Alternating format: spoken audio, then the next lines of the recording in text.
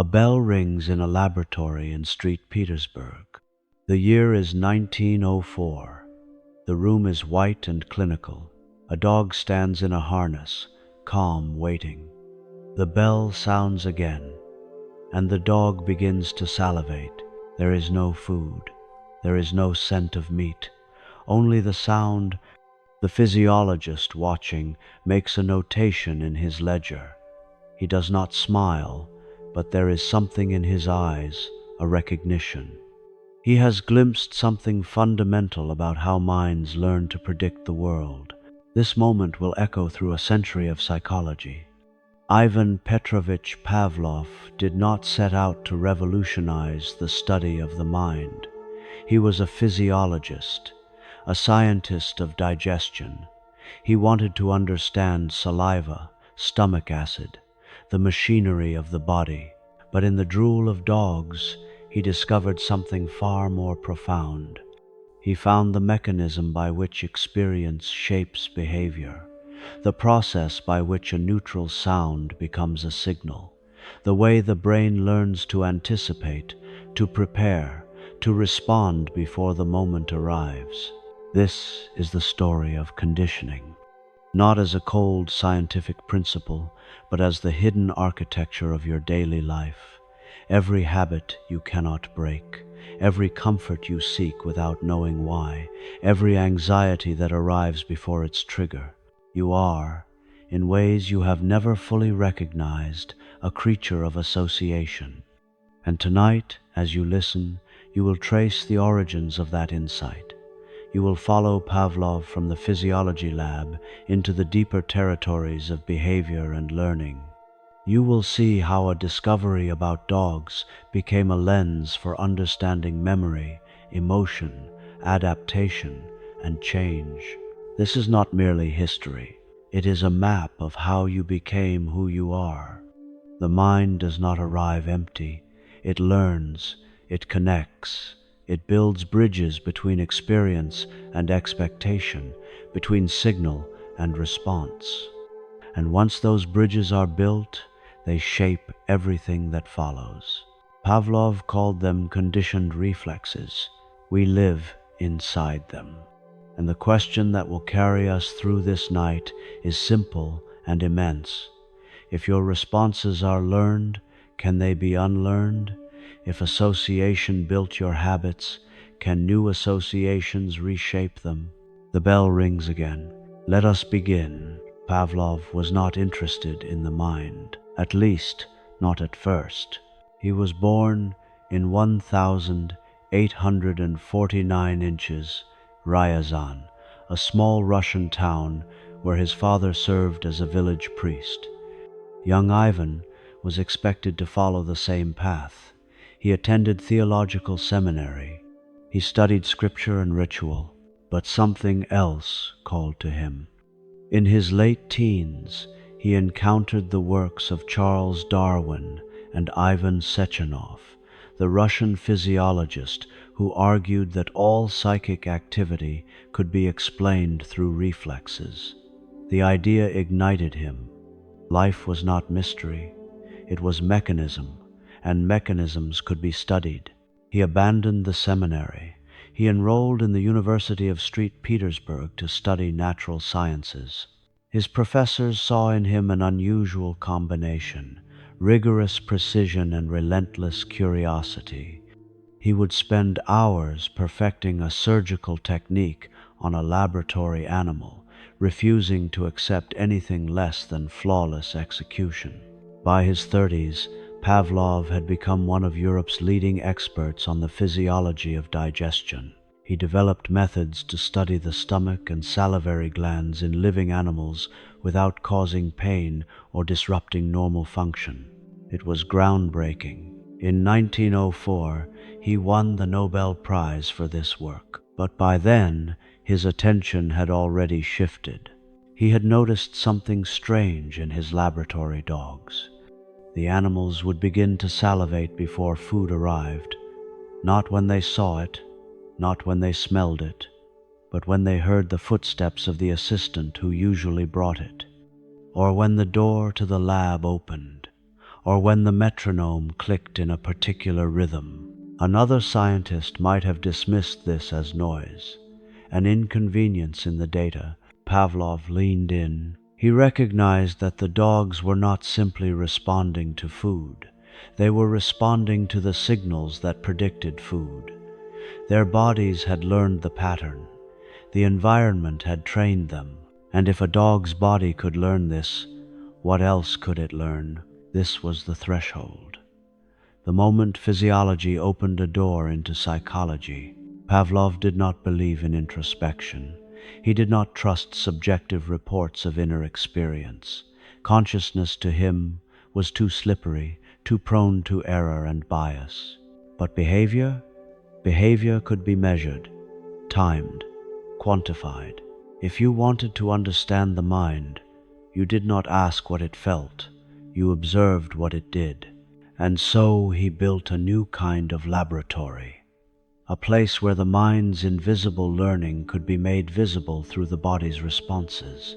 The shift was subtle, but it was total. Pavlov would spend the next 3 decades studying conditioned reflexes. He would publish over 150 papers, train generations of researchers, build an empire of experimental data, and he would never call himself a psychologist. Yet his work would become the foundation of behaviorism, learning theory, and cognitive neuroscience. Because he had discovered something essential. The mind is not separate from the body, it is woven into the body's responses. And those responses are shaped, step by step, by the patterns of the world. This is where our journey deepens. The discovery was almost accidental. Pavlov's team was studying salivation as part of digestion research. They needed precise measurements of how much saliva a dog produced when food entered its mouth. They surgically redirected the salivary ducts so saliva could be collected and measured drop by drop. It was meticulous work, but the dogs kept ruining the data. They would start salivating too early, before the food touched their tongues, before they could even see it. At first, Pavlov called these psychic secretions an annoyance. The dogs were anticipating the food, and their anticipation was contaminating the experiment. But then he paused. What if this was not contamination? What if this was the experiment? The dogs were learning. Their nervous systems were forming connections between arbitrary signals and biological responses. The sound of a food bowl, the sight of a lab coat, the time of day, each of these had become, in the dog's experience, a predictor, a herald of something meaningful. Pavlov redesigned everything. He built soundproof chambers, controlled every variable, introduced stimuli with precision, a metronome, a tuning fork, a light, a buzzer. Then he paired the neutral stimulus with food, over and over. Metronome, food, metronome, food. After several pairings, he tested the metronome alone. The dog salivated. No food present, no smell, no visual cue, just the sound, and the body responded as if the food were already there. This was not instinct. The dog was not born salivating to metronomes. This was learned, acquired through experience. The nervous system had built a new pathway. Pavlov called it a conditioned reflex. The word conditioned in Russian oslovny means something closer to conditional or dependent on conditions. It was a response that depended on prior experience, on the pairing of events. In English, the term was mistranslated as conditioned, and the name stuck, but the meaning remained. This reflex was not innate, it was constructed, and it was universal. Pavlov tested it across species, across stimuli, across contexts. The principle held: any neutral event, if reliably paired with a biologically significant event, could become a signal. The nervous system would learn the association, the body would prepare in advance. This, Pavlov realized, was how organisms adapt to the structure of their environments. They do not respond to the world as it is in the moment. They respond to the world as it has been. They predict, they anticipate, and those anticipations are built, one pairing at a time, through the conditioned reflex. You are doing this right now. Your body has learned that dimming lights mean rest is near, that a certain scent means comfort, that a familiar voice signals safety.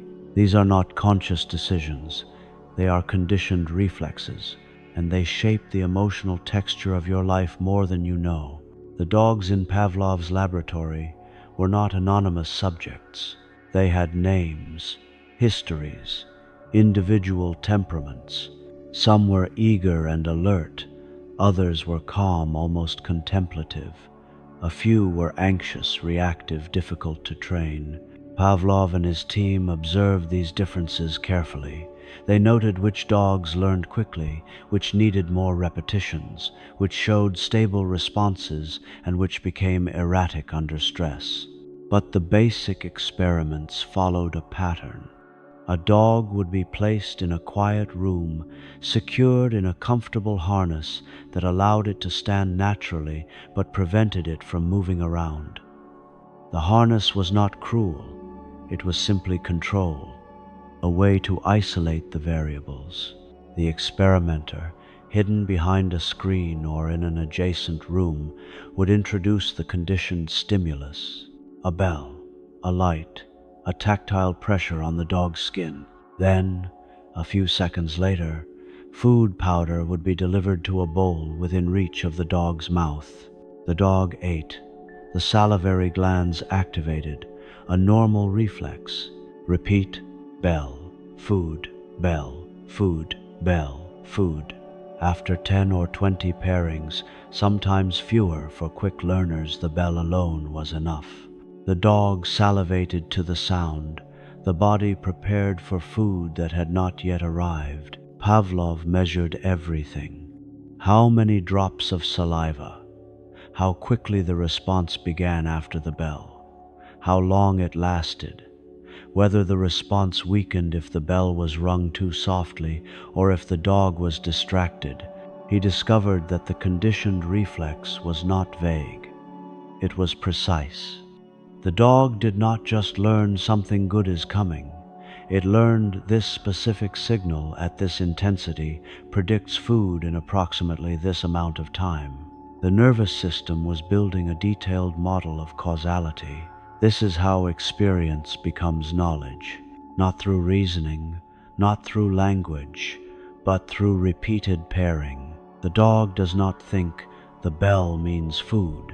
It simply begins to salivate when the bell rings. The knowledge is in the body, and this is true for you as well. You do not consciously recall every time a song was paired with a memory. You simply hear the first notes, and the feeling returns. You do not reason your way to comfort when you smell bread baking. The smell triggers the association, and the warmth arrives unbidden. Pavlov's laboratory was not just studying dogs. It was mapping the invisible logic by which experience writes itself into flesh. The experiments expanded. Pavlov tested whether a dog could learn to distinguish between two similar sounds. Could it salivate to a tone of 1000 hertzes but not to 900 hertzes? Yes. With training, he tested whether a dog could unlearn a conditioned reflex. Could the bell stop meaning food? Yes. If the bell was rung repeatedly without food, the salivation gradually disappeared, the reflex extinguished. He tested whether a conditioned reflex, once extinguished, was truly gone. And here, something strange emerged. After a rest period, the reflex would sometimes return on its own. Spontaneous recovery, he called it. The learning was not erased, it was suppressed, dormant, waiting. This suggested that the nervous system did not simply overwrite old learning. It layered new learning on top of the old. The past was still there, beneath the surface, and under the right conditions, it could resurface. Pavlov drew a distinction that would become foundational. There are two kinds of stimuli in the world of conditioning. The first is the unconditioned stimulus.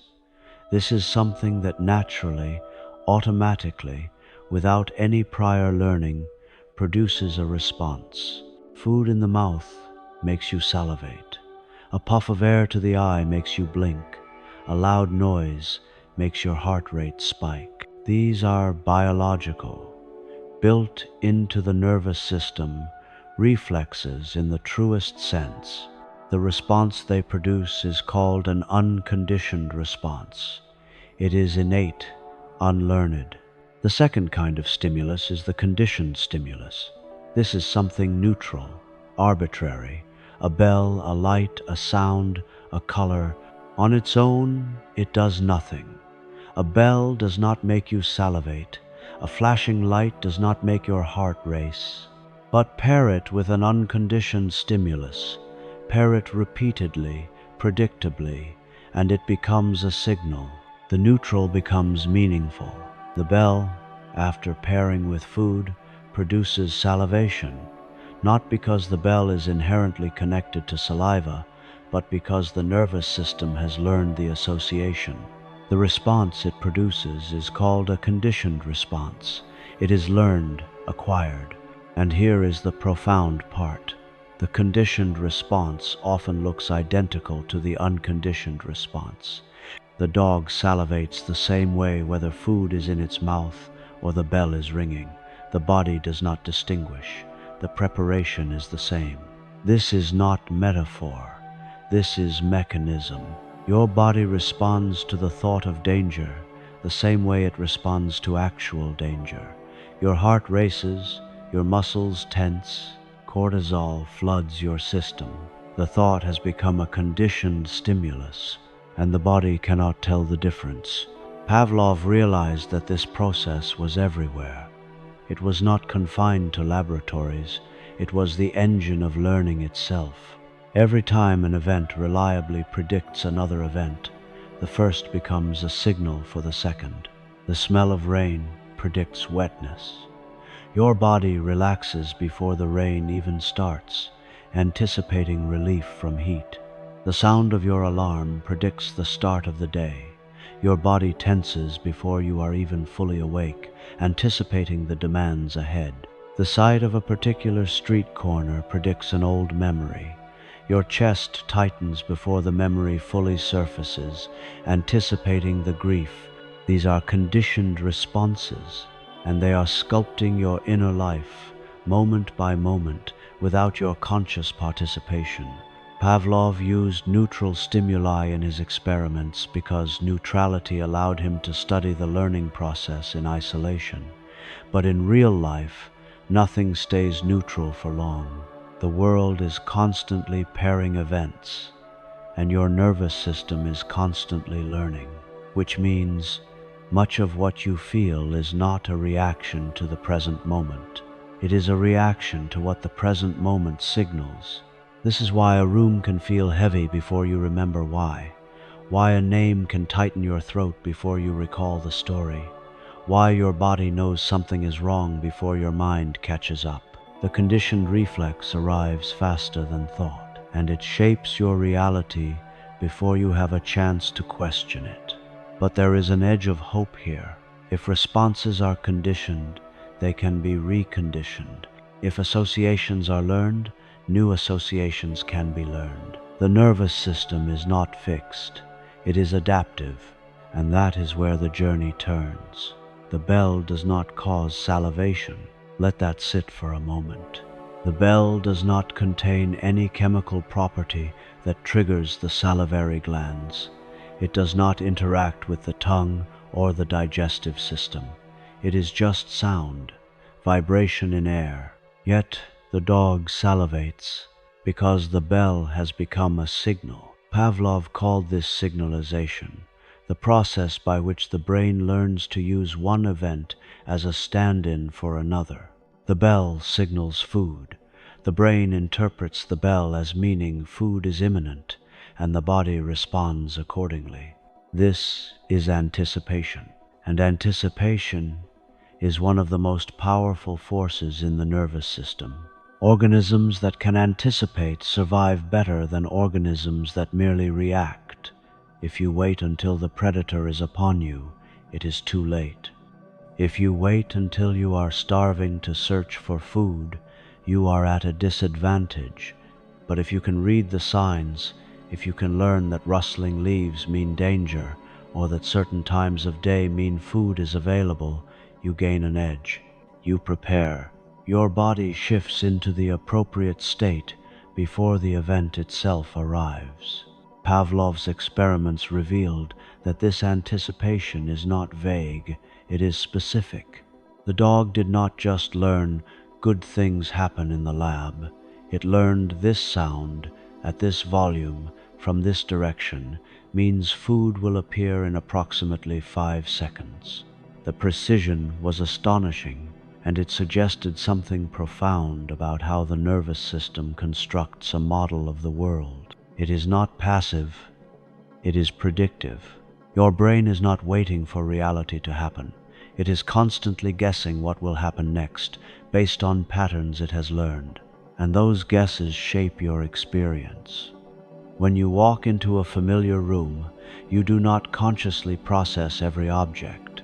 Your brain predicts what should be there. And unless something violates that prediction, you experience the room as expected. When you hear the first 3 notes of a song, you do not wait to recognize it. Your brain predicts the next notes, and if the prediction is confirmed, you feel the pleasure of recognition. When someone begins a sentence, you are already anticipating how it will end. And if they finish it differently than you expected, you feel a small jolt of surprise. You are living inside your predictions, and most of the time, you do not notice. Because most of the time, the world confirms them. But when the world violates them, when the signal does not lead to the expected outcome, something shifts. This is where learning happens. Pavlov observed that if he rang the bell but did not deliver food, the dog's response began to weaken. The reflex extinguished. The signal lost its meaning. Because the prediction was wrong, the bell no longer reliably signaled food, and the nervous system, ever adaptive, adjusted. This is how you stop expecting a text from someone who no longer writes, how you stop flinching at a sound that no longer precedes pain, how you stop lighting up at a place that no longer brings joy. The signal fades when the outcome changes. But here is the complication. Sometimes the outcome has changed, but the signal has not faded. You still feel dread when you pass the building where something terrible happened, even though the danger is long gone. You still feel a spark of excitement when you see the name of someone who has not thought of you in years. The conditioned response persists, even when it no longer serves you. And this is the territory we must explore. Because signalization is not just about learning, it is about unlearning, and unlearning is harder than it seems. Pavlov did not use the word reinforcement the way American psychologists later would, but he understood the principle. For a conditioned reflex to form, the pairing must be reinforced. The signal must be followed, reliably and repeatedly, by the meaningful event. Bell, then food. Bell, then food. Bell, then food. Each pairing strengthens the association. The more consistent the pairing, the stronger the reflex, the faster it forms, the more resistant it becomes to extinction. This is why habits are so hard to break. Every time you check your phone and find a notification, the checking behavior is reinforced. The action is paired with reward. Every time you avoid a difficult conversation and feel temporary relief, the avoidance is reinforced. The action is paired with the reduction of discomfort. The nervous system learns this behavior leads to this outcome, and it repeats the behavior. Pavlov discovered that the timing of the reinforcement mattered. If the bell rang and food appeared immediately, the reflex formed quickly. If there was a delay, if the food came 10 or 15 seconds after the bell, the reflex still formed, but more slowly. The dog learned that the bell predicted food, but food at a distance. If the delay was too long, the association weakened. The bell and the food became separate events, no longer reliably linked. This is why immediate feedback is so powerful in learning. The closer the consequence to the action, the stronger the connection. A child touches a hot stove and jerks their hand back instantly. The pain is immediate. The lesson is immediate. They learn not to touch the stove. A person eats poorly for years and develops a chronic illness. The consequence is distant. The connection is blurred. The lesson is harder to internalize. Your nervous system is better at learning from immediate outcomes than delayed ones, and the modern world exploits this. Social media delivers instant feedback. The scroll is rewarded immediately with novelty. The post receives likes within seconds. The behavior is reinforced before you even notice it is happening. Meanwhile, the habits that lead to long-term health, consistent sleep, daily movement, deep work, have delayed rewards. The benefits accumulate slowly, invisibly. The reinforcement is weak, and so the nervous system favors the immediate. Pavlov also discovered that the reinforcement did not need to be continuous. Once the reflex was established, you could skip the food occasionally. Ring the bell, no food. Ring the bell, food. Ring the bell, no food. The reflex persisted. In fact, intermittent reinforcement sometimes made the reflex more persistent. The dog kept responding because the signal still predicted food some of the time. This is the mechanism behind gambling, behind checking your phone, behind hoping someone will change. The reward does not come every time, but it comes often enough to keep you engaged. The uncertainty itself becomes part of the reinforcement. You do not know when the reward will arrive, so you keep responding, just in case, and the behavior becomes incredibly difficult to extinguish, because every time the reward does arrive, the reflex is strengthened again. This is where conditioning becomes a double-edged sword. It can be used to build habits that serve you, to train your nervous system toward health, discipline, creativity, but it can also trap you in patterns that feel automatic, in responses you no longer consciously choose. The question is, what are you reinforcing? Every time you respond to a signal in a particular way, you strengthen that pathway. Every time you allow a moment of discomfort to drive you toward distraction, you reinforce the escape. Every time you meet a difficult emotion with presence, you reinforce the capacity to stay. The nervous system does not judge, it simply learns, and what it learns becomes what you do. Nothing lasts forever, not even conditioning. Pavlov discovered this when he stopped pairing the bell with food. At first, the dog salivated as expected. The bell rang. The reflex fired, but no food came. The bell rang again. Saliva flowed, but again, no food. The bell rang a third time, a fourth, a 10th. Gradually, the salivation decreased. The response weakened. Eventually, it stopped altogether. The conditioned reflex had extinguished. The dog had learned a new pattern. The bell no longer predicts food. The signal lost its meaning. This is how phobias fade, how cravings diminish, how associations that once dominated your life lose their grip. Exposure without reinforcement. You feel the anxiety, but the feared outcome does not occur. You walk past the place that once triggered you, but nothing bad happens. You sit with the craving, but you do not act on it. Slowly, the connection weakens. The nervous system updates its model. But Pavlov noticed something strange. After a rest period, hours or sometimes a full day, if the bell was rung again, the dog sometimes salivated. Not as much as before, but the response returned. He called this spontaneous recovery. The reflex was not truly gone. It was suppressed, inhibited, but the original learning was still there, beneath the surface. And under the right conditions, it could resurface. This is why relapse is part of recovery. You have done the work. You have faced the trigger without giving in. The craving has faded. The anxiety has quieted.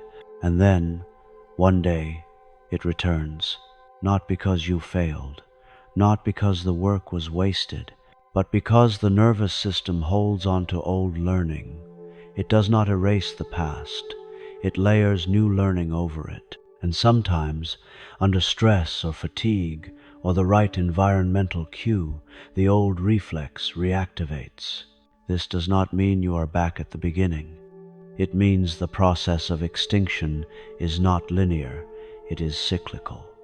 The reflex weakens, returns, weakens again, returns more faintly, weakens further.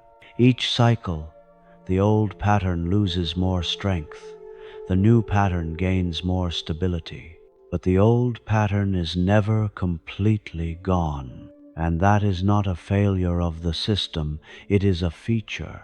Because the nervous system cannot predict the future, it does not know which old patterns might become useful again. So, it keeps them dormant, available, in case the world changes back. Pavlov's insight was that extinction is not forgetting, it is new learning. The dog does not forget that the bell once meant food. It learns that the bell no longer means food. Two pieces of information, both stored, both true at different times, and which one dominates depends on the current context. You do not forget the person who hurt you. You learn that they are no longer a threat. You do not forget the comfort of the old habit.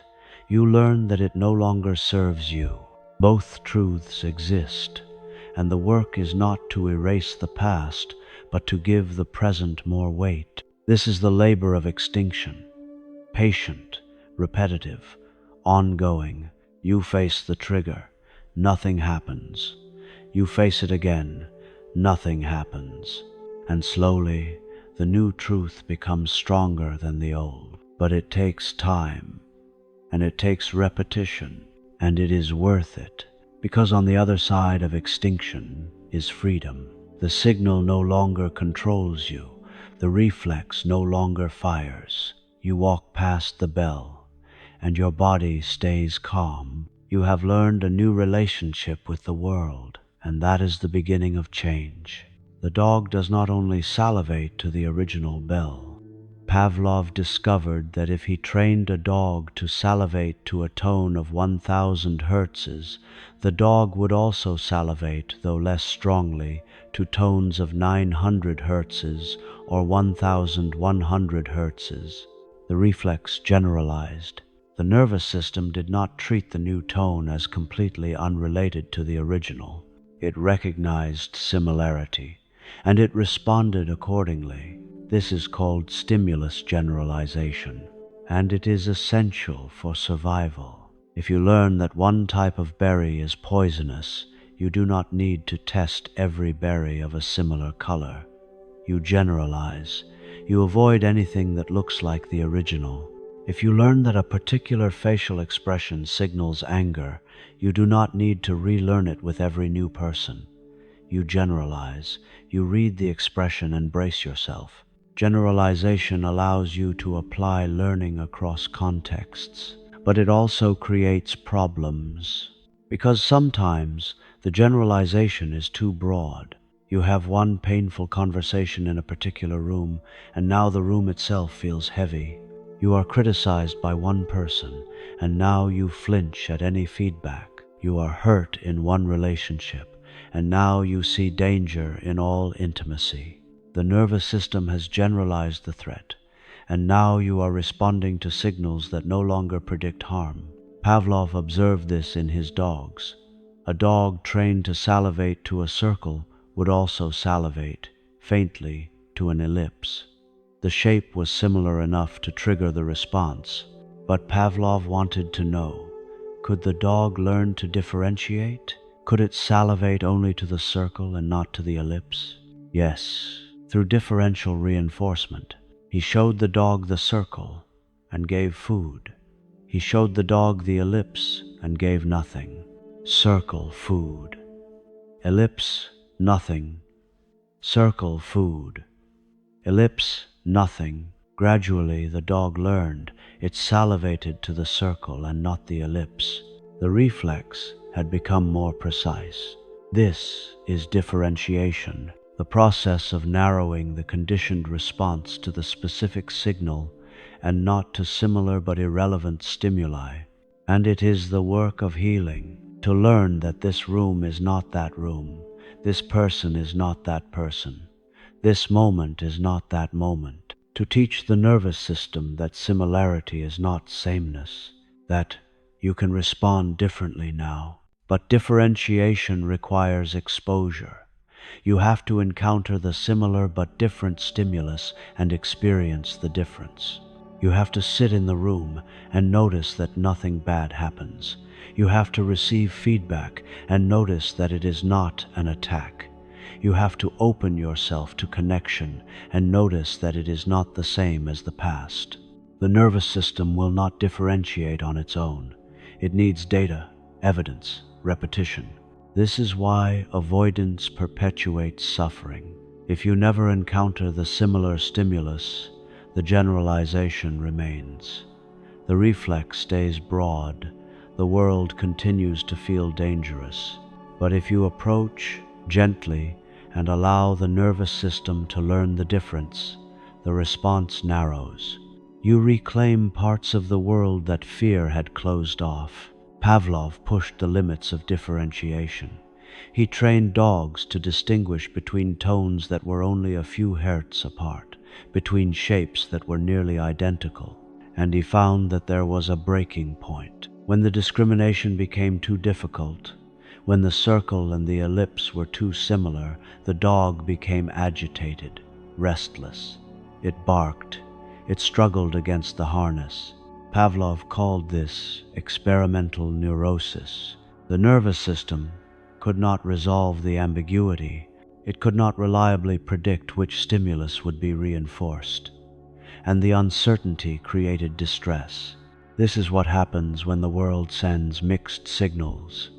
When someone is kind one moment and cruel the next.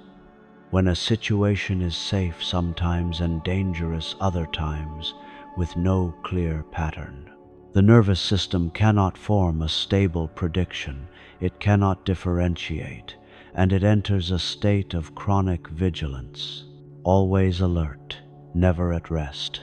This is the root of much anxiety. Not a specific threat, but the inability to predict when threat will arrive. And the solution, Pavlov found, was rest, simplicity, a return to clear signals.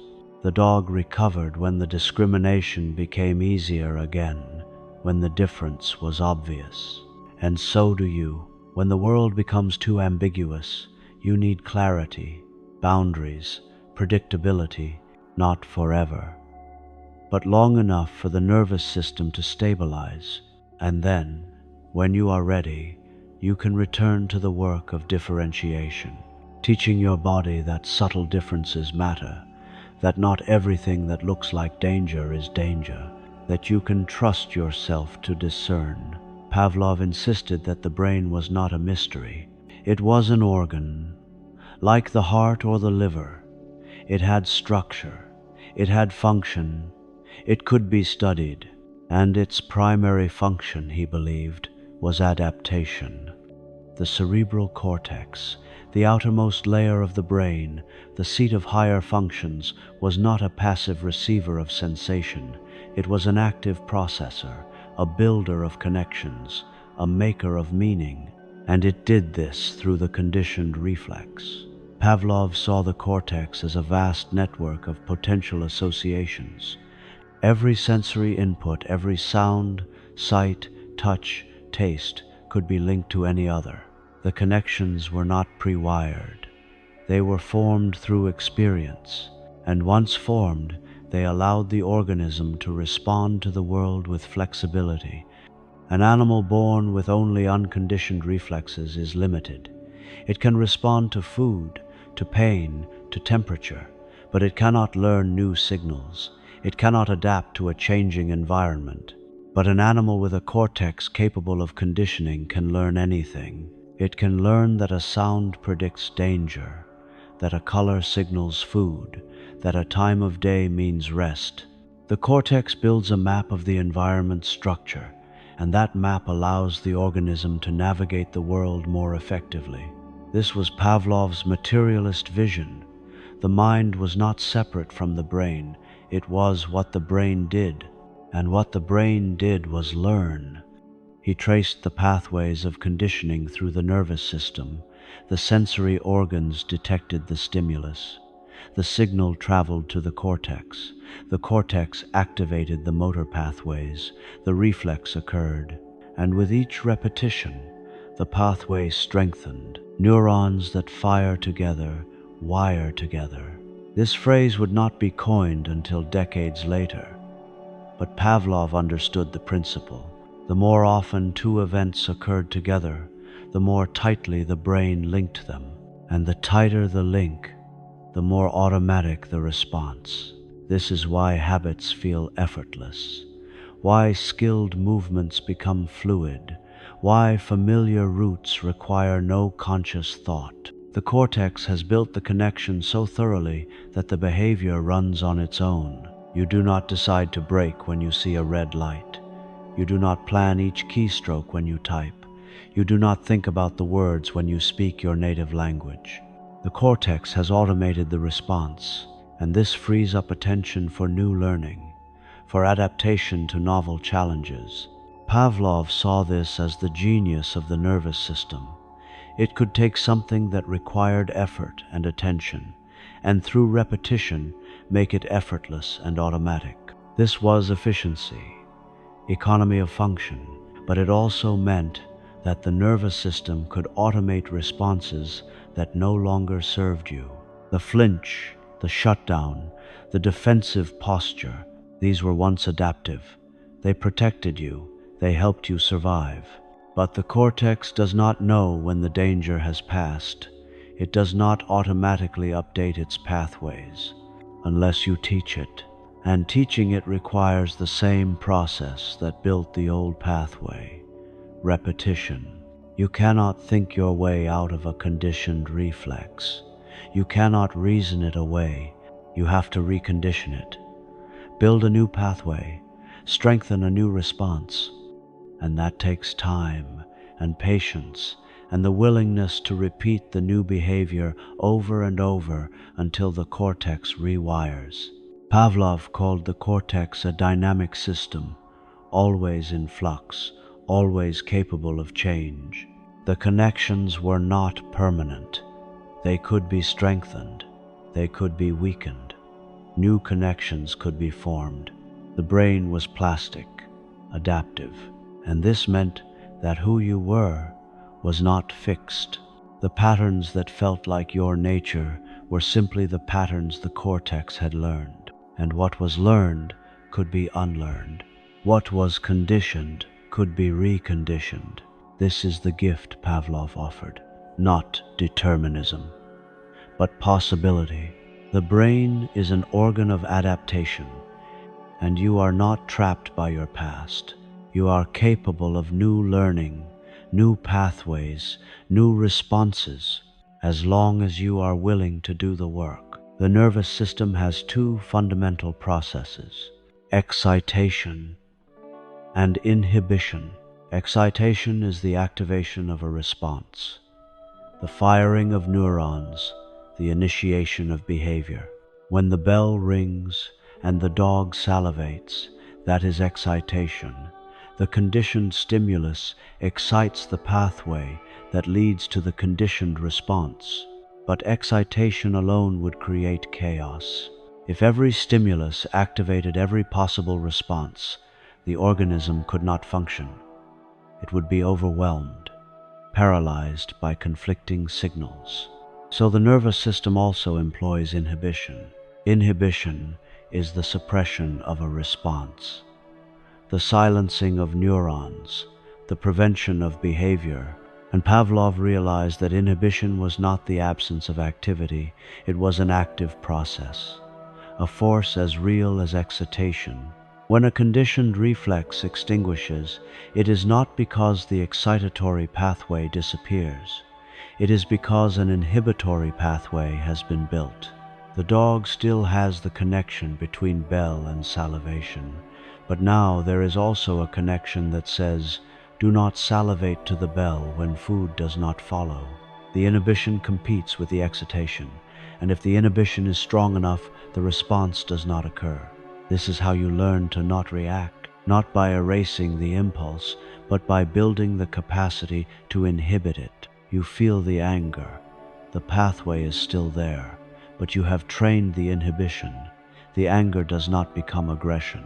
You feel the craving. The association is still there, but you have trained the inhibition. The craving does not become action. This is self-regulation, and it is learned. Pavlov identified different types of inhibition. External inhibition occurs when a new, strong stimulus disrupts a conditioned reflex. A loud noise in the lab would cause the dog to stop salivating even if the bell had rung. The new stimulus captured the nervous system's attention. The conditioned response was temporarily blocked. This is what happens when you are startled out of a habit. When a sudden event interrupts the automatic flow of behavior, it is brief, and once the disruption passes, the conditioned response returns. But internal inhibition is different. This is the inhibition that develops through learning, through extinction, through differentiation, through delay. When you ring the bell but do not deliver food, internal inhibition builds. The dog learns not to respond. When you wait longer and longer between the bell and the food, the dog learns to delay its response. Inhibition holds the reflex in check until the appropriate moment. This is impulse control, the ability to wait, to tolerate the gap between stimulus and response. And it is trained. Children are not born with strong internal inhibition. They react immediately to every impulse, every desire. But with time, with structure, with repetition, the inhibitory pathways strengthen. They learn to wait their turn, to sit still, to resist the immediate reward in favor of a larger delayed reward. This is the work of the cortex, building inhibition, and adults can continue this work. You can strengthen the inhibition around habits you want to break, around reactions you want to soften, around impulses you want to channel, not by force, but by practice. Each time you feel the impulse and do not act on it, you strengthen the inhibitory pathway. Each time you pause between trigger and response, you build the capacity for delay. Each time you choose a different behavior, you reinforce the inhibition of the old one. This is the path of change, not suppression, not denial, but the gradual strengthening of inhibition until it becomes as automatic as the excitation once was. You still feel the pull, but you do not follow it, and over time, the pull itself weakens.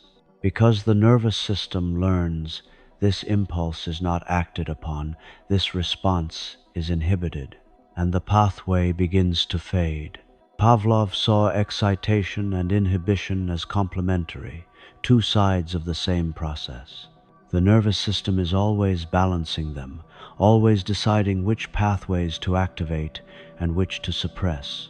And that balance is what creates the texture of your inner life. the degree of control you feel, the ease with which you navigate temptation, the stability of your mood. All of it depends on the dynamic interplay between excitation and inhibition, and all of it can be trained. Not all inhibition is the same. Pavlov distinguished between two major forms, and understanding them changes how you think about self-control. External inhibition is immediate, reactive, triggered by something in the environment, a loud noise, a flash of light, a sudden movement. The conditioned reflex is disrupted, the salivation stops, the behavior halts. But as soon as the disruption ends, the reflex returns. The inhibition was temporary, circumstantial. This is what happens when willpower feels fragile. You are doing well. You are maintaining the new behavior. And then something unexpected happens. A stressful event, a social situation, a reminder of the old pattern, and suddenly the control collapses. The old reflex resurfaces. You feel like you have lost all progress, but you have not. External inhibition is not failure. It is a temporary override. The conditioned response is still there. The new learning is still there. The disruption simply interrupted the process. And when the disruption fades, the new learning can resume. This is why context matters, why changing your environment can support change in ways that willpower alone cannot. If the environment constantly triggers external inhibition, if there are constant disruptions to the new pattern, the learning becomes unstable. But if the environment is calm, predictable, supportive, the new pattern has space to consolidate. Internal inhibition, on the other hand, is built. It develops slowly, through repeated experience. It is the result of learning, not disruption. And once it is established, it is much more stable. Pavlov identified several forms of internal inhibition. Extinction inhibition develops when a conditioned stimulus is repeatedly presented without reinforcement. Bell, no food. Bell, no food. The dog learns to inhibit the salivation, not because of a distraction, but because the bell no longer predicts food. This inhibition is specific, learned, durable. Differential inhibition develops when an organism learns to respond to one stimulus, but not to a similar one. Circle, food. Ellipse, no food. The dog learns to inhibit the response to the ellipse. The discrimination is the result of internal inhibition, and this is the mechanism of discernment. You learn to respond to genuine threat, but not to false alarms, to react to true connection, but not to manipulation, to engage with meaningful work, but not to endless distraction. Each discrimination is an act of inhibition, and it is learned.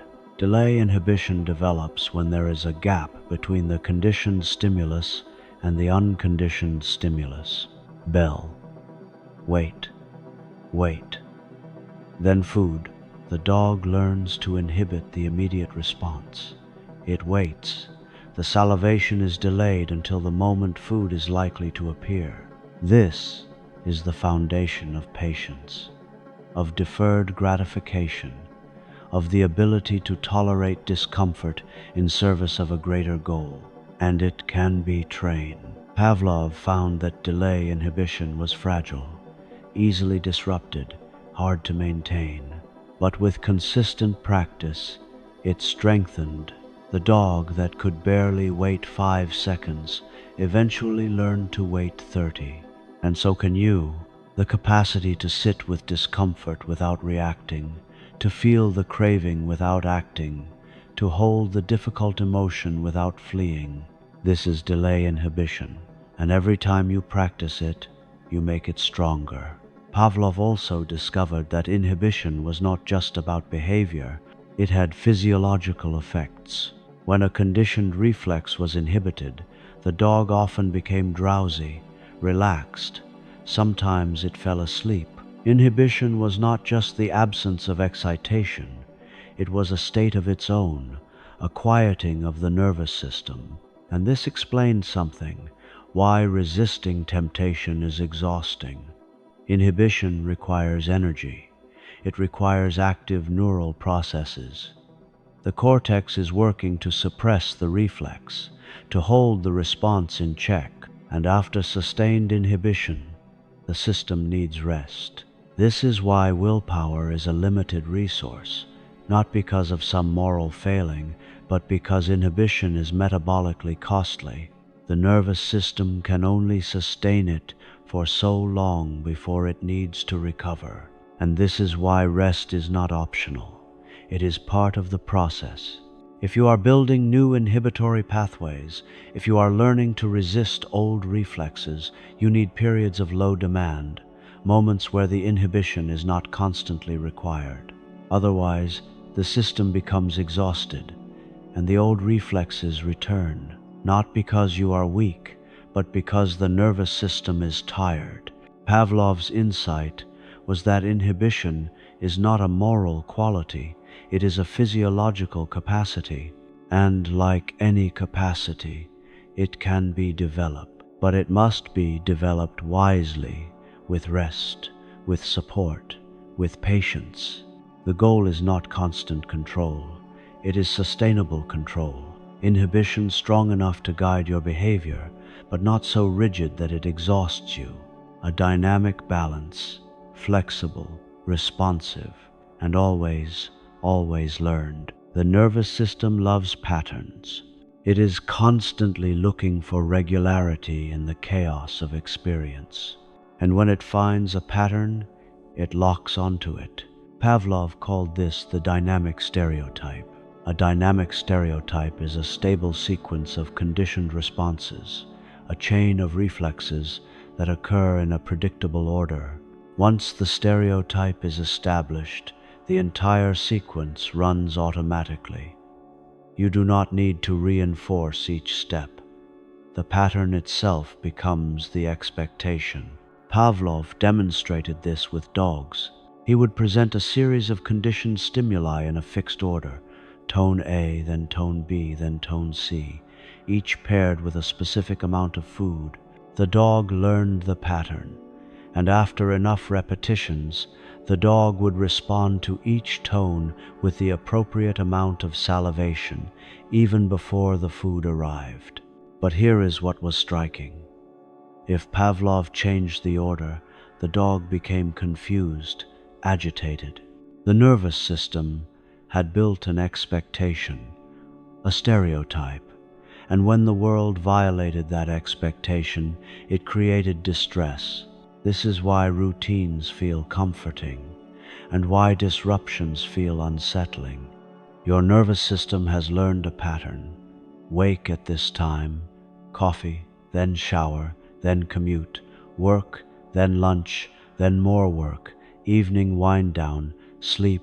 The stereotype is established, and as long as the world follows the pattern, you feel stable. But when the pattern breaks, a missed morning ritual, an unexpected obligation, a disrupted sleep schedule, you feel off balance. Not because anything terrible has happened, but because the dynamic stereotype has been violated. Pavlov found that the more entrenched the stereotype, the harder it was to change. Long-established routines became rigid. The nervous system resisted alteration, and this has profound implications. On one hand, stereotypes are efficient. They allow you to navigate complex sequences of behavior without conscious effort. They free up attention for new challenges. On the other hand, they can trap you. If the stereotype includes behaviors that no longer serve you, changing them becomes difficult. The entire pattern resists modification. You cannot just remove one step. The nervous system expects the sequence, and when it does not occur, the system destabilizes. This is why changing a single habit often requires changing the entire routine. If you want to stop checking your phone first thing in the morning, you cannot just stop. You need to replace it with something else, a new step in the sequence. Otherwise, the nervous system is left hanging. The stereotype is broken, but not rebuilt, and you will feel the pull to return to the old pattern, just to restore the sense of order. Pavlov also discovered that the dynamic stereotype extended beyond behavior. It shaped perception itself. Once a pattern was established, the dog would begin to respond before all the stimuli had been presented. If the sequence was tone A, then tone B, then food, the dog would start salivating after tone A. The nervous system was predicting the rest of the sequence, filling in the pattern before it completed. This is how you finish someone's sentences, how you know what is coming next in a familiar song, how you feel bored by a predictable story.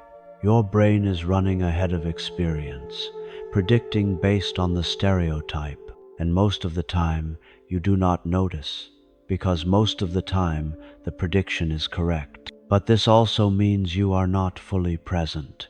You are living inside your expectations, not inside reality.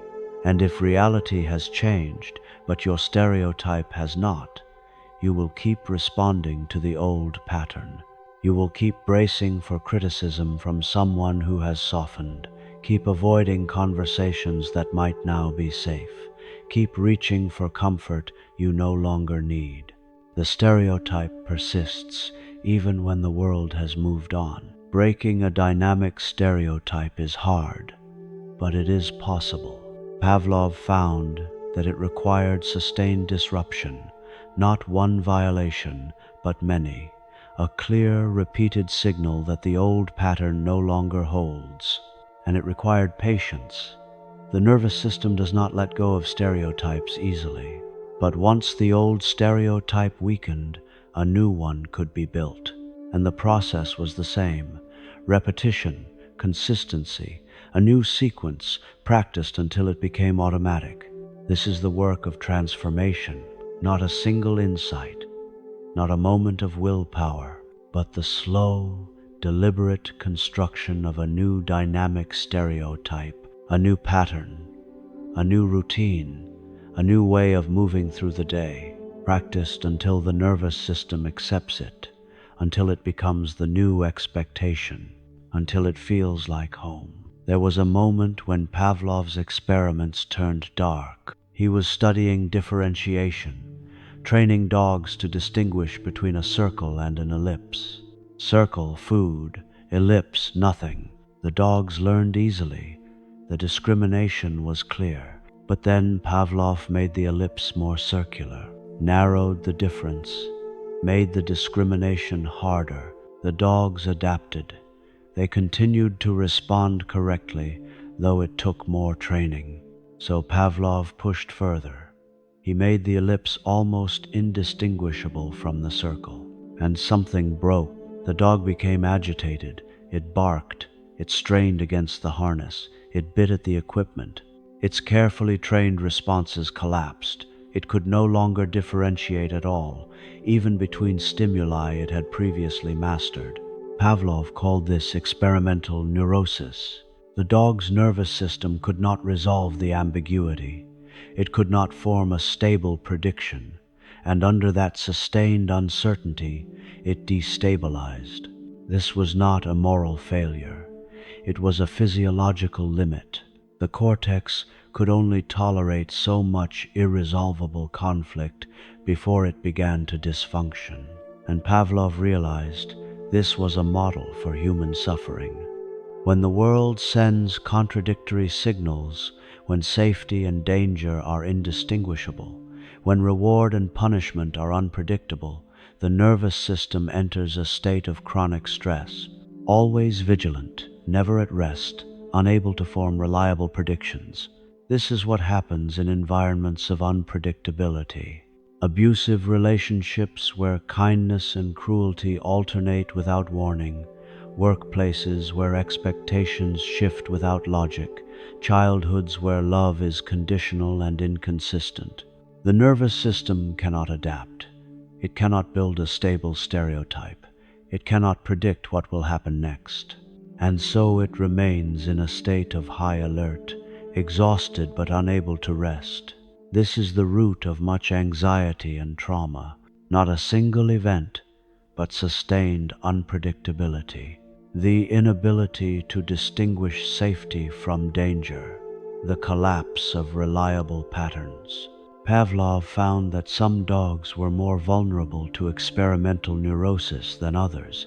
Some tolerated ambiguity better, remained stable even when the discrimination was difficult. Others broke quickly. Their nervous systems were less resilient to uncertainty.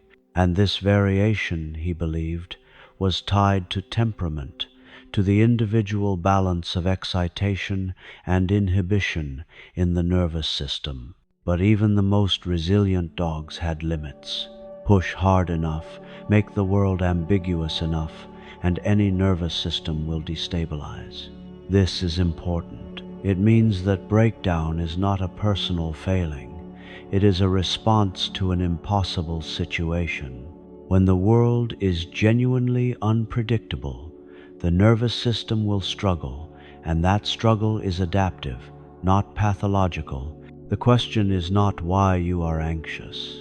The question is, what patterns is your nervous system failing to predict? And can those patterns be clarified? Pavlov found that experimental neurosis could be healed, but it required rest, and it required a return to clear, simple discriminations. The dog needed time away from the impossible task, and then it needed to relearn differentiation, starting with easy distinctions, big differences, obvious contrasts, success repeated until confidence returned. Gradually, the capacity for discrimination was rebuilt, and the neurotic symptoms faded. This is the model for healing, not pushing through the ambiguity, not forcing the nervous system to resolve the unresolvable, but stepping back, restoring clarity, rebuilding from the ground up, simple discriminations first. This is safe, this is not, repeated until the nervous system stabilizes, until predictions become reliable again. And then, slowly, the capacity for nuance can return. You do not heal experimental neurosis by adding more complexity. You heal it by restoring structure. And this is what trauma recovery looks like, not diving back into the chaos, but creating a predictable environment, consistent relationships, clear boundaries, a space where the nervous system can learn to trust again, where patterns are reliable, where signals are clear, where rest is possible, and from that foundation, resilience can be rebuilt. Pavlov spent his later years trying to understand why some dogs were easy to condition and others were difficult, why some remained calm under stress and others became neurotic, why some learned quickly and others needed endless repetitions. He concluded that these differences were rooted in the nervous system itself, specifically in the balance between excitation and inhibition, and the strength and mobility of those processes. He identified 4 basic types: the strong, balanced, mobile type, high excitation, high inhibition, and the ability to shift flexibly between states. These dogs were resilient. They learned quickly. They adapted to change. They tolerated ambiguity without breaking. Pavlov associated this type with the ancient Greek temperament of the sanguine: cheerful, stable, adaptable. The strong, balanced, inert type: high excitation, high inhibition, but slow to shift between states. These dogs were also stable, but less flexible. They learned well, but needed consistency. Change was difficult for them.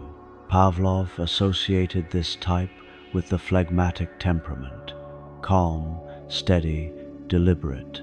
The strong, unbalanced type: high excitation, but weak inhibition. These dogs were reactive, easily excited, difficult to calm, prone to impulsivity.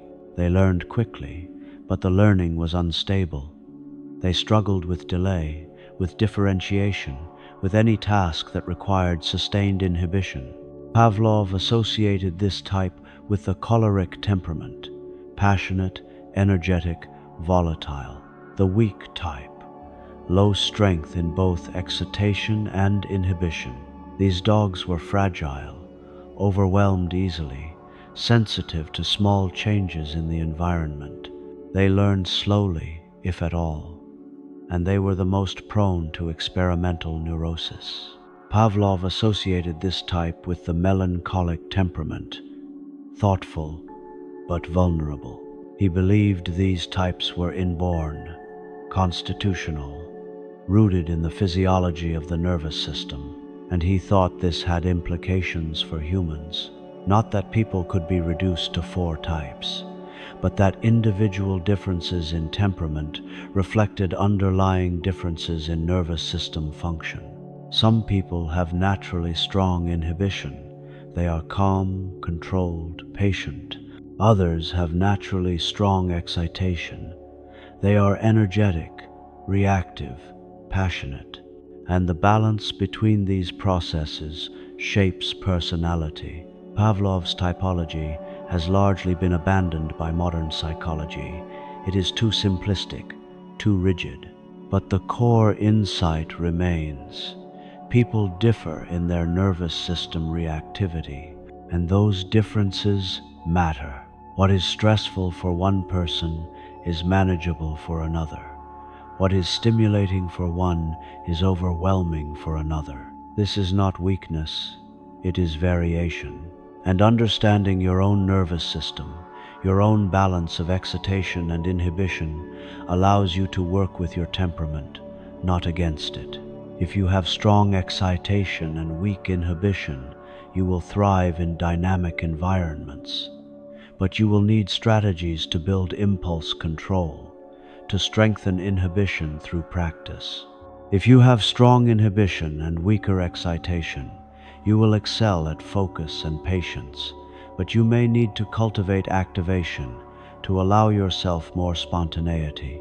If you are highly sensitive, weak in both excitation and inhibition, you will need to protect your nervous system, to limit overstimulation, to create calm, predictable environments where you can function.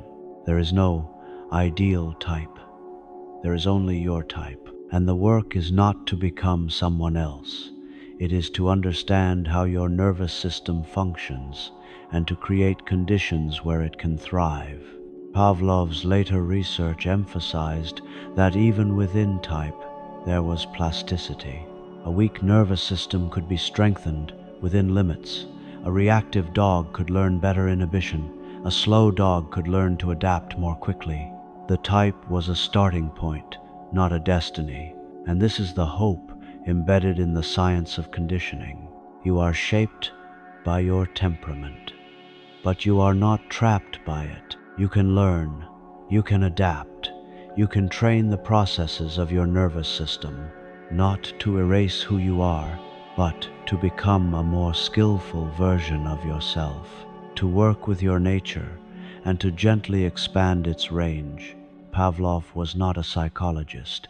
He insisted on this throughout his life. He was a physiologist. He studied the body, not the mind. But his work gave birth to a movement that would reshape psychology, behaviorism.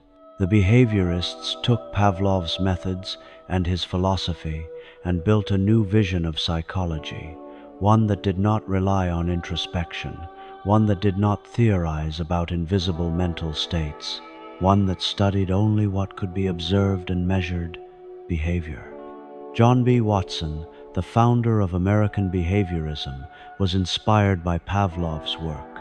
He saw in the conditioned reflex a way to make psychology a true science. No more vague talk of consciousness, no more subjective reports of feelings, just stimulus and response, conditioning and learning, Watson believed that all behavior could be explained through conditioning, that humans were born as blank slates and experience wrote everything. "Give me a dozen healthy infants," he famously declared, "and I'll guarantee to take anyone at random and train him to become any type of specialist I might select." This was behaviorism at its most extreme and its most troubling, because it denied the reality of inner experience. It reduced humans to machines, input and output, with nothing in between. Pavlov was more cautious. He acknowledged the existence of consciousness. He simply believed it could not be studied scientifically. But his methods were rigorous, objective, replicable, and they offered a way to study learning without relying on the person's self-report. This was revolutionary. For the first time, psychology had a method that could be as precise as physics or chemistry, and behaviorism spread. It dominated American psychology for half a century. It shaped education, therapy, parenting advice, advertising. Conditioning became the lens through which human behavior was understood. But behaviorism had limits. It could not explain language. It could not account for creativity, for insight, for the sudden leaps of understanding that seemed to come from nowhere. It struggled with the complexity of human motivation, the role of meaning, the power of belief. And by the 1960 seconds, the cognitive revolution began. Psychologists started to talk about the mind again, about thoughts, beliefs, expectations. Behaviorism was not abandoned, but it was integrated into a larger framework, one that acknowledged both the observable behavior and the internal processes that shaped it. Pavlov's legacy lived on, not as dogma but as foundation. The conditioned reflex remained central, but it was understood as one piece of a much larger puzzle. Today, conditioning is everywhere in psychology, in behavioral therapy, where exposure and response prevention help people overcome phobias and compulsions, in habit formation, where cues and rewards are used to build routines, in addiction treatment, where triggers are identified and new associations are built, in education, where reinforcement shapes learning. The language has changed, the theories have expanded, but the core insight remains. Behavior is learned, and what is learned can be changed. Pavlov gave psychology a method, a set of principles, a way to study the mind through the body. And though he never called himself a psychologist, his influence on the field is immeasurable, because he showed that the mind is not separate from the world. It is shaped by the world, and that shaping can be understood, studied, and, when necessary, reshaped. Near the end of his life, Pavlov turned his attention to something uniquely human: language. He realized that conditioning in animals was powerful, but limited. A dog learns to salivate to a bell, but it cannot learn to salivate to the word bell. A rat learns to press a lever for food, but it cannot be told to press the lever. It must discover it through experience. Humans are different. We can be conditioned through direct experience, like animals, but we can also be conditioned through words. Tell a child, "The stove is hot," and they learn to avoid it. They do not need to touch it. The word becomes the signal. Pavlov called direct sensory experience the first signal system. The world itself, sounds, sights, smells, acts as signals for the nervous system. But language, he argued, was a second signal system, a signal of signals. Words do not refer directly to reality. They refer to other signals. They are abstractions, symbols, and yet they can produce conditioned responses just as powerfully as direct experience. Say the word lemon, and you might salivate slightly. The word triggers the association, even though no lemon is present. Describe a frightening scene, and someone's heart rate increases. The words alone are enough. This is the power of the second signal system. It allows humans to learn from each other's experiences, to be shaped by stories, by warnings, by promises.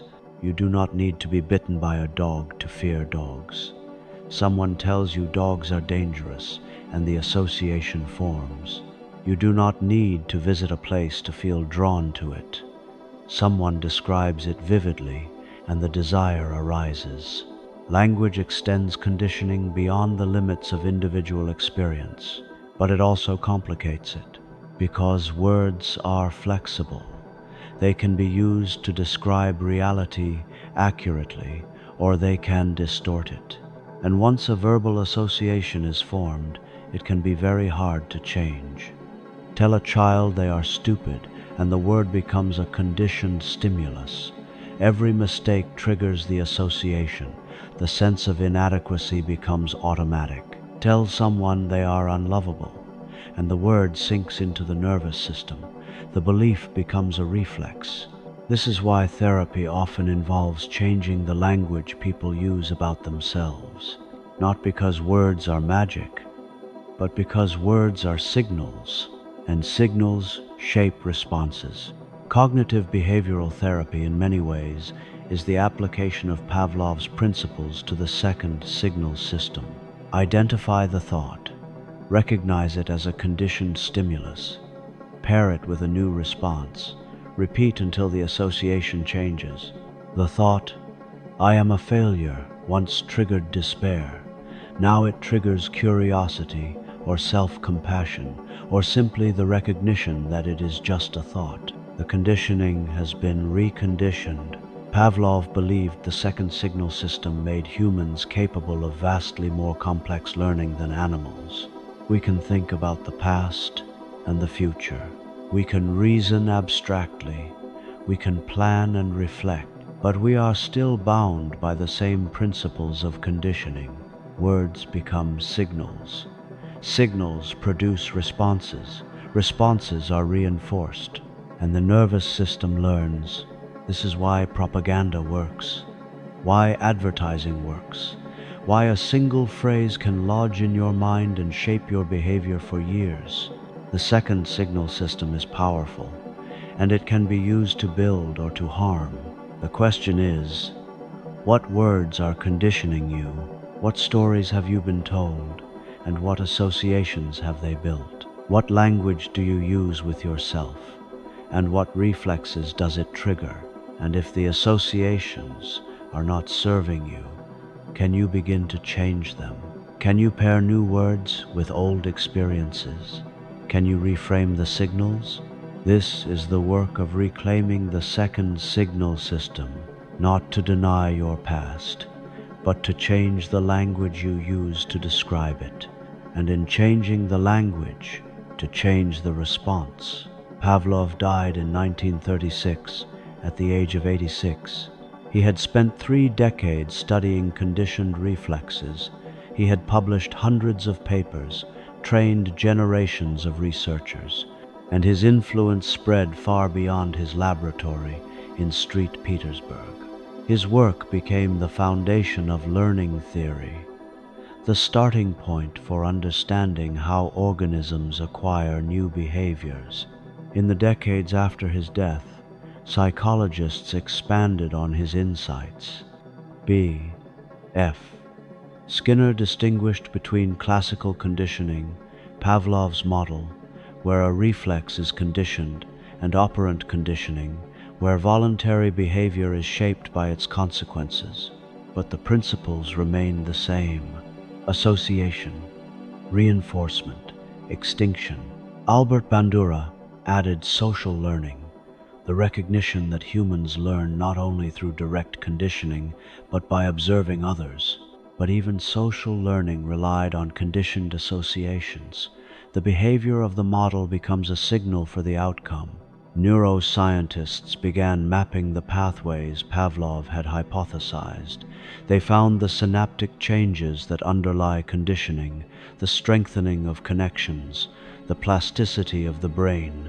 And they confirmed what Pavlov had always believed: learning is physical. It happens in the circuits of the nervous system. Today, conditioning is understood as one of the most fundamental forms of learning. It is how infants learn to recognize their caregivers, how children learn language, how adults form habits. It is the mechanism behind phobias and addictions, behind comfort and aversion, behind love and fear. And it is the tool we use to change. Every therapeutic intervention that involves exposure, repetition, or association is building on Pavlov's foundation: systematic desensitization for anxiety, aversion therapy for addiction, positive reinforcement for behavior change. Even mindfulness, in some ways, is a reconditioning practice. You pair the arising of a difficult thought or emotion with a new response: presence, acceptance, curiosity. Over time, the old automatic reaction weakens. The new response strengthens. This is extinction. This is differentiation. This is Pavlov's work translated into inner experience. And the principles hold. What matters is not your intention, not your insight, not your understanding. What matters is the pairing, the repetition, the consistent practice of a new response. This is how the nervous system learns, and this is how you change, not through willpower alone, not through a single decision, but through the patient work of reconditioning, one pairing at a time, one moment of choosing differently, one moment of sitting with discomfort instead of fleeing, one moment of responding with curiosity instead of fear. Each moment strengthens the new pathway, and over time, the new response becomes automatic. Not because you are forcing it, but because the nervous system has learned it. Pavlov's great gift was not a theory of the mind. It was a method, a way to study learning, a way to understand how experience shapes behavior, and, most importantly, a way to recognize that change is always possible, because the brain is not fixed. The nervous system is not static. As long as you are alive, you are learning, and what has been learned can be unlearned. What has been conditioned can be reconditioned. The bell that once meant danger can come to mean nothing, or safety, or curiosity. The pathway that once led to suffering can lead somewhere else. This is the inheritance Pavlov left. Not determinism, but agency, the recognition that you are shaped by your past, but not imprisoned by it. The understanding that your responses are learned, and what is learned can change. All it requires is time, patience, repetition, the willingness to practice a new response until the nervous system accepts it, until it becomes the new reflex, until it feels like you. And now, as the night deepens, let us turn this understanding inward. Let us practice. Close your eyes if you have not already. Bring your attention to your breath, not to change it, just to notice it. The air moving in, the air moving out. This is a neutral stimulus. The breath itself does not mean anything, it simply is. But you can pair it with a new response, a response of calm, of presence. Breathe in, and as you do, silently say the word here. Breathe out, and silently say, now, here, now, here, now. Each breath is a pairing, the sensation of breathing paired with the words paired with the intention to be present. Repeat this 20 times, slowly, gently. Notice if the mind wanders. When it does, that is fine. Just return to the breath. Return to the pairing, here, now. This is conditioning. You are teaching your nervous system that the breath is a signal for presence. And if you practice this daily, over time, the breath itself will begin to calm you, not because you are forcing calm, but because the association has been built. The conditioned reflex will form, and whenever you are overwhelmed, you can return to the breath, and the calm will follow, not immediately, not perfectly, but gradually. This is how change happens, one pairing at a time. Now, a 7-day path. Each day, a small practice, each practice building on the last. Day 1. Notice your signals. Pay attention to the cues that trigger your habits. The time of day, the location, the feeling. Write them down. Awareness is the beginning. Day 2. Choose one habit you want to change, not the hardest, just one, and identify the signal that precedes it. What is the conditioned stimulus? Day 3. When the signal arises, pause. Do not act on the habit, just pause. Feel the impulse. Notice it without following it. This is delay. This is inhibition. You are training it. Day 4. Pair the signal with a new response, something small, something simple. When the signal arises, instead of the old habit, do the new behavior, even if it feels awkward, even if it feels forced. Repeat. Day 5. Strengthen the new pairing. Each time the signal arises, practice the new response. Count how many times you succeed. The repetition is what builds the pathway. Day 6. Rest. Let the nervous system consolidate the learning. Do not push. Do not test yourself. Just rest. This is not laziness. This is how learning solidifies. Day 7. Return to the practice. Notice if the new response feels a little easier, a little more automatic. If it does, celebrate. The conditioning is working. If it does not yet, that is fine. Keep practicing. The nervous system needs time, and then repeat the cycle. Another week, another pairing, another pathway. This is the work of a lifetime, not dramatic transformation, but steady reconditioning, one response at a time, 1 week at a time, until the new patterns become the default, until you have trained yourself toward the life you want to live. We return now to the laboratory in St. Petersburg. The bell rings, but this time it is different. The dog stands calmly. It does not salivate. It does not strain against the harness. It has learned something new. The bell no longer means food. It means nothing. Or it means something else. The old reflex has extinguished. A new pattern has taken its place. And Pavlov, watching, understands. This is the nature of the nervous system. It learns, it adapts, it changes. And if a dog can learn to respond differently, so can a human. You are not trapped by your conditioning. You are shaped by it. But you can reshape. The pathways are plastic. The reflexes are learned. And what has been learned can be unlearned. The bell rings in the night, and you choose how to respond.